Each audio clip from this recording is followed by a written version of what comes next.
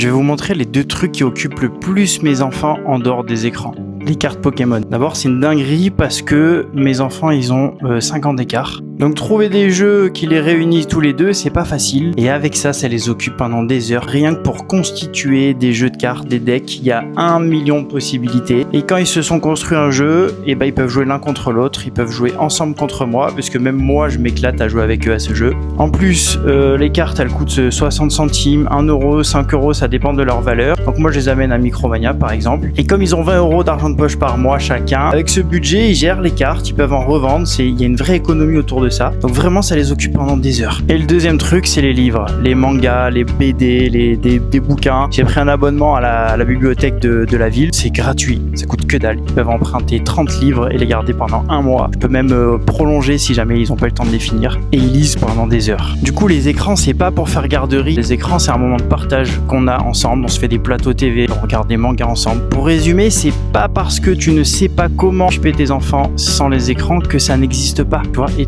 toute la parentalité se résume à ça. C'est pas parce que tu sais pas faire autrement que des cris, par exemple, des punitions, des injonctions, qu'il n'existe pas des méthodes sans. C'est juste qu'il faut les connaître, il faut les apprendre, il faut essayer des trucs. Le jeu de Pokémon, c'est parti de ce constat que mes enfants, ils se disputaient beaucoup. Et avec mon fils, on a réfléchi ensemble à un truc qui pourrait les rapprocher, les unir. Donc c'est cool parce que ça permet vraiment d'avoir du temps de dispo et tu n'utilises plus les écrans comme garderie. Les écrans, c'est un vrai sujet, les gars. On peut pas continuer à surexposer nos enfants aux écrans et dire qu'ils ont des troubles. C'est pas compatible, c'est pas possible. D'ailleurs, dans le DSM-5, qui est le manuel qui permet de diagnostiquer, en tout cas c'est les spécialistes qui l'utilisent, c'est bien précisé que si un enfant est surexposé aux écrans, il ne peut pas être diagnostiqué. C'est scientifique. Donc plutôt que de dire il est accro aux écrans, il a des troubles et machin, juste réfléchissez à qu'est-ce qu'on peut mettre en place. Moi en tout cas, je vous ai proposé 2 solutions, il y en a d'autres. Prenez soin de vous.